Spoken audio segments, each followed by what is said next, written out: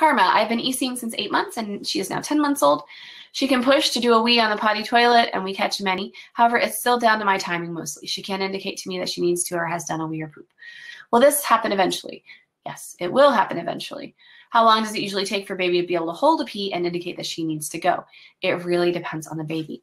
I've seen ranges of signaling beforehand as early as 8 months, doing it all the time by sign language. I've seen it with out of my own children. My daughter was the best at this. At 13 months, we took her out of diapers. Well, at 8 months, we got really serious and back on track. 13 months, we took her out of diapers. She was in a cloth diaper back up during the day. At 15 months, she was telling us every single time by saying pee-pee. Every single time. It is reasonable to expect that your daughter could be capable of the same thing. I cannot guarantee it, but it's true that it's possible. And that, goodness gracious, if we look at recent history, of course, children are trained by 12 months, then there has to be some autonomy that is possible and they're capable of. So how can we help with this? Well, we just keep going as we go, using the other 3 roads of potty time.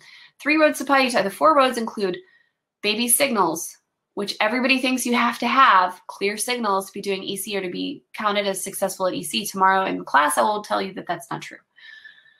But some babies do signal, and most babies stop signaling for a while and then start signaling again. And you never know when it's going to happen until it's happened. The second way to know a baby needs to go to the bathroom is through natural timing. How often does she usually need to go? And you're saying that's mostly down to your timing. That's great. It's good that you know your baby's timing. That means you're paying attention. You're present with her. You guys are catching as a team because you're taking the lead because she's only 10 months old. Totally normal. Another one is transition times. That's also probably your timing when there's a transition from one activity to another, feeding, sleeping, traveling, all of that. So that's that. And then we've got a lot of developmental, the 4th one is intuition. Your own intuition, when you feel like they need to go, which is probably also your timing. So you've got 3 of the 4 down. Just because you don't have the 4th one doesn't mean that it's not working or not good. But of course you're focused on it because it's like, okay, let's try to, you really want to do your best at this. You really want this to be the best it can be. And why does she tell you that she needs to go or has gone? It's because she's working on other things developmentally. If you look at the Wonder Weeks or you look at Montessori developmental charts, there's a lot of stuff going on at 10 months.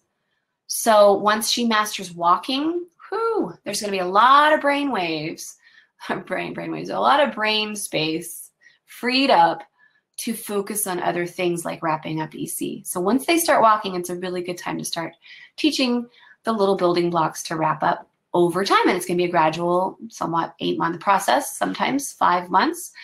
And you're basically going to, every time you take her, you say, let's go to the potty, and you point. So there she can do a signal, a sign. Let's go to the potty. And you see a sign that says she might need to go. And it's not a signal. She's not telling you, but you see that she's getting antsy or whatever. That's a sign. You take her to the potty. We're going pee-pee.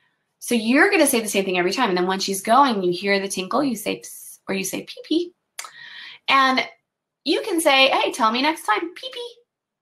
And practice saying it with her. I practice with my 14-month-old all the time. Poo-poo, pee-pee, poo-poo, pee-pee.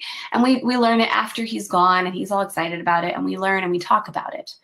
So that's, yes, it will happen eventually. And I know that sometimes it just helps to hear somebody say that. Yes, it will happen eventually.